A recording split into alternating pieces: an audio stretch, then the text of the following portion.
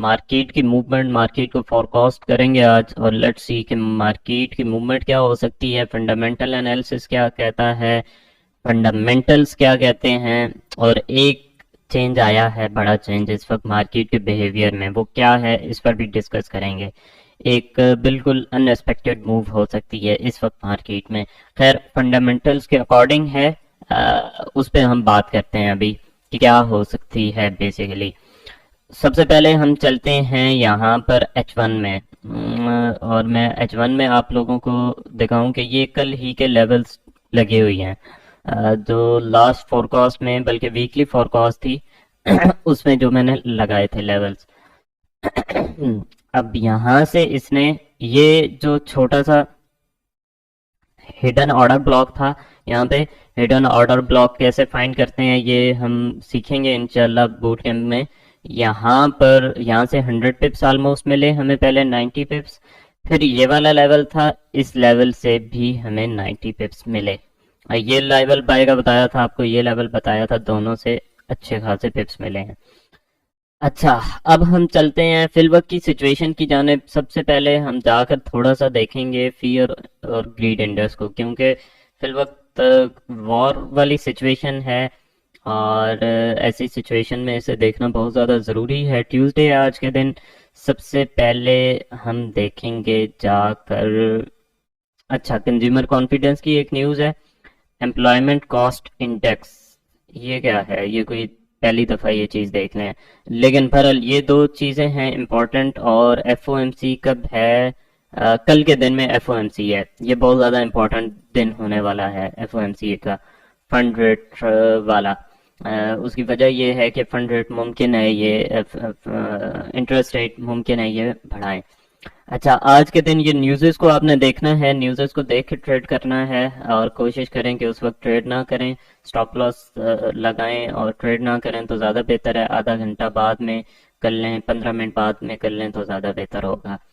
अच्छा, अब आ जाए फियर और ग्रीड इंडेक्स की तरफ। कल जो है कुछ न्यूज़ेस आई, उन न्यूज़ेस में आपको दिखाता हूँ।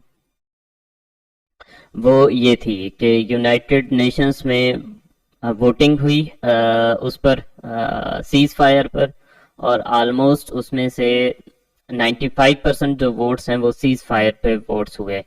और ये गालबन इधर नहीं है, लेकिन आप इसको जाकर देख सकते हैं। लेकिन बहरहाल हाँ, बाय मार्जिन 120 वोट्स जो हैं वो सीज फायर, और 14 वोट्स जो हैं वो इसराइल के हक में पड़े। तो ये एक ऐसी खबर थी कि जिसने थोड़ा सा फियर कम किया कि दुनिया बहरहाल अमन चाहती है, और जिसके बाद ये यहाँ से इधर तक आ चुका था और फिर वापस आ गया। बहरहाल ये आगे पीछे होता रहेगा। उसके साथ एक और चीज बहरहाल हमें देखनी पड़नी है, और वो ये है कि बहरहाल जो भी है ये भी यहाँ पर देखें कि इसराइल फलस्तीन गजा गोस डॉग, मतलब गजा में स्टिल लाइट नहीं है, स्टिल चीजें नहीं है। और इसके अलावा जो है बॉम्बिंग जो वहाँ पे हो रही है, वो सारी चीजें स्टिल वहाँ पर कायम है उसी तरह से। पर लेकिन थोड़ा सा फियर कम हुआ है, और ये इंडेक्स भी आप देखें, ये ऑलमोस्ट वहाँ से काफी वापस आ चुका है, 31 पे आ चुका है 24 से। अच्छा, अब इसके अलावा एक और चीज थी जो हमने देखनी थी। हाँ, एक और चीज है, और वो ये है कि कल चाइना चाइना में चाइना का एक ये स्टैट था, चाइना मैन्युफैक्चरिंग PMI, और इसका डाटा जो है वो बहुत कम आया है, यानी कि उनकी जो सर्विसेज थी या जो ग्रोथ थी, GDP थी, वो थोड़ा सा स्लो डाउन हुई है इस वीक में। ये मार्केट पर बहुत ज्यादा इम्पैक्ट डालने वाली है, और डाल रही है ये खबर। US ऑयल पे भी ये बहुत ज्यादा इम्पैक्ट डाल रही है, डॉलर पे भी बहुत ज्यादा इम्पैक्ट डाल रही है। डॉलर इससे ग्रोथ हासिल करेगा, और अगर डॉलर को ग्रोथ मिलती है तो गोल्ड नीचे आएगा, और डॉलर से रिलेटेड जितनी भी करेंसीज हैं उन पे उसी तरह से इम्पैक्ट पड़ेगा। अच्छा, अब हम चलते हैं कि फिल वक्त क्या सिचुएशन हो सकती है। सबसे पहले एक तो मुझे चीज मिली है ना, वो बहुत ही खतरनाक मिली है। वो ये है कि ये कैंडल क्लोजिंग के अकॉर्डिंगली अब इसे थोड़ा बहुत सेल जाना चाहिए। कितना सेल जाना चाहिए? ऑलमोस्ट ऑलमोस्ट 1970 तक इसे सेल जाना चाहिए। मेरा जो 1970 तक भी जा सकता है और 1940 तक भी जा सकता है। जा सकता है, लेकिन जाएगा नहीं जाएगा ये अभी हम कुछ नहीं कह सकते। मतलब इस वक्त कबल अज वक्त है कुछ कहना। मतलब अभी टेक्निकली इसे मैं देखूं तो इसे नीचे जाना चाहिए, लेकिन अचानक से हमास फिर कोई बड़ा अटैक कर देती है, या इसराइल फिर से कोई बड़ी ग्राउंड इन्वेजन कर देती है, या कोई बड़े पैमाने पे बम्बिंग शुरू कर देती है, तो फिर से ऑब्वियसली वो वाली सिचुएशन पैदा हो जाएगी और गोल्ड फिर से ऊपर चला जाएगा टेक्निकल्स को वो करते हुए। तो यहाँ से फिल वक्त मैं इसे टेक्निकली डाउन देख रहा हूँ, लेकिन ऐसे मौके पर मैं ट्रेड रिकमेंड नहीं करूंगा ज्यादा रिस्क के साथ, कि ज्यादा रिस्क के साथ ट्रेड की जाए। जहां पर गोल्ड मौजूद है इस वक्त, गोल्ड आप कह लें कि वीकली टाइम फ्रेम में, एक दफा मैं आपको देख के बताता हूँ। वीकली टाइम फ्रेम में इस वक्त ऑर्डर ब्लॉक पे खड़ा है, ये ऊपर इसका ऑर्डर ब्लॉक है, यहाँ पर ये वाली जगह पूरी, ये आप कह लें कि वैसे तो ये ऑर्डर ब्लॉक है, तो ये पूरा एरिया ये इस वक्त ऑर्डर ब्लॉक पे खड़ा है। अच्छा, अब यहाँ पर आप देखें, लिक्विडिटी लेने के बाद इसने ये मोमेंटम शिफ्ट किया है डाउन साइड पे, और मोमेंटम शिफ्ट करने के बाद आप मोमेंटम शिफ्ट इसको भी कह सकते हैं।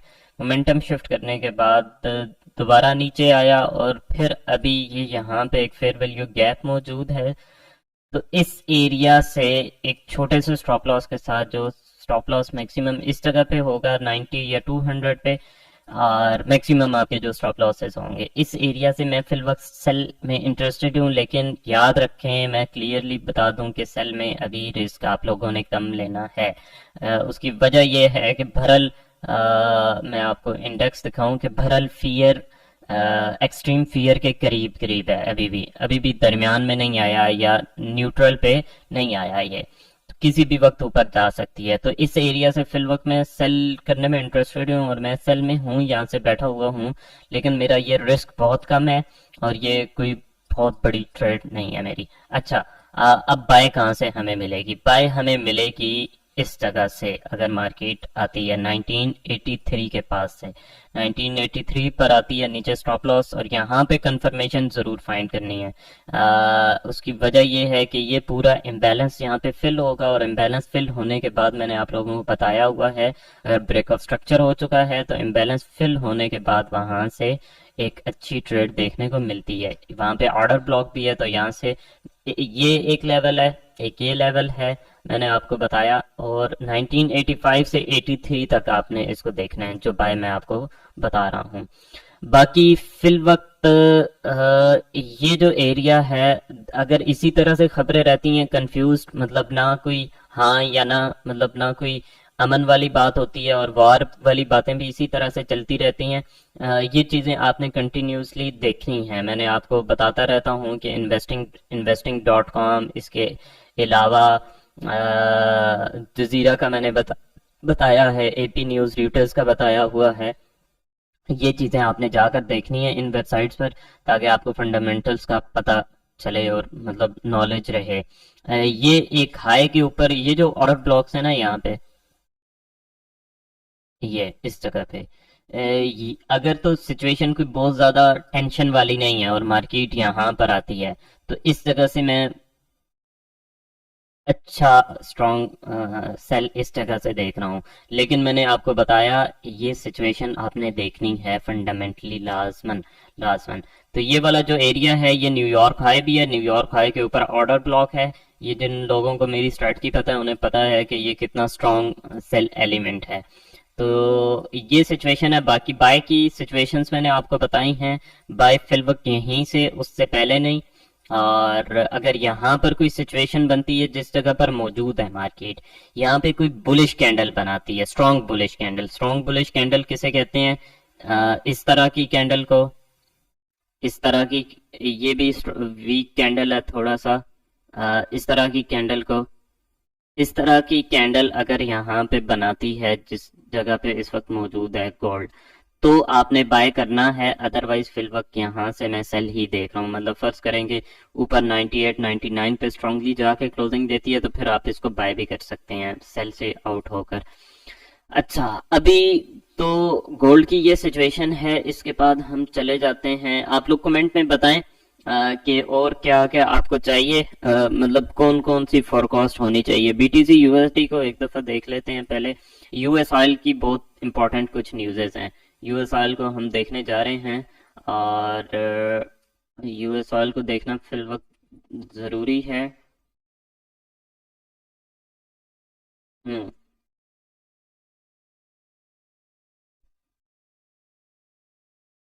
अच्छा, ये वाला एरिया स्टिल 37 इस जगह पे भी जहां पर मौजूद है, इस जगह से भी ये डाउन आ सकता है, लेकिन ज्यादा एरिया 3700 वाला ज्यादा इंपॉर्टेंट एरिया है। बाकी यूएस ऑयल को देख लेते हैं एक नज़र।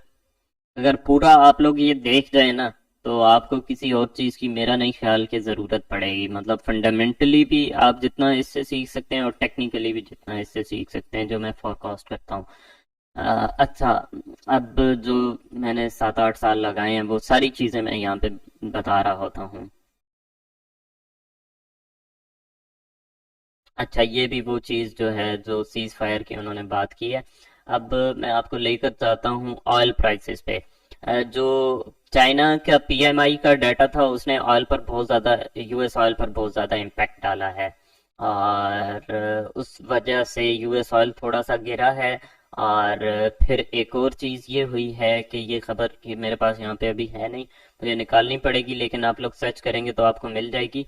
और वो ये है कि ये जैसे ही सीज फायर की थोड़ी सी बात हुई है, थोड़ा सा टेंशन रिलीज हुई है ये मिडल ईस्ट वाली, तो मिडल ईस्ट की टेंशन रिलीज हुई है तो यहाँ से लोगों ने ऑयल परचेज करना शुरू किया है और यूएस ऑयल उस वजह से थोड़ा सा डाउन आया है।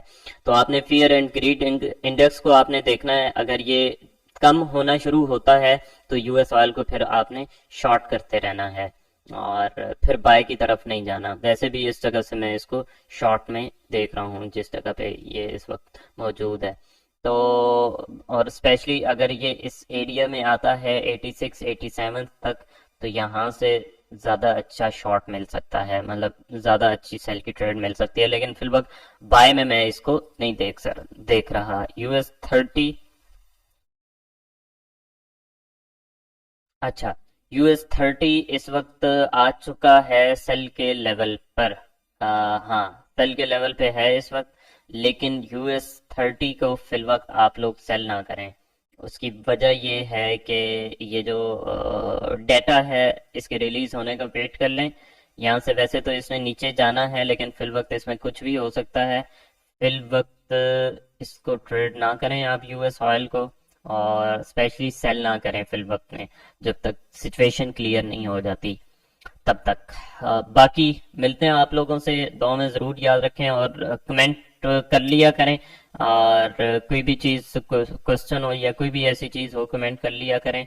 और बाकी एक चीज़ है कि बहुत ज़्यादा फेक ग्रुप्स बने हुए हैं, फेक ग्रुप से मुतात रहें। जो यूट्यूब की डिस्क्रिप्शन में नंबर है, ऑफिशियल नंबर, और जो भी बूट कैंप का रजिस्ट्रेशन लिंक है उसी पे आपने रजिस्ट्रेशन करनी है जाकर, और वहीं पे जो पेमेंट करनी है या जो भी चीज़ करनी है वो वहीं पे करना है। इसके अलावा स्कैमिंग से बहुत ज़्यादा मुतात रहें। मिलते हैं आप लोगों से, दुआ में ज़रूर याद रखें। अल्लाह हाफिज़।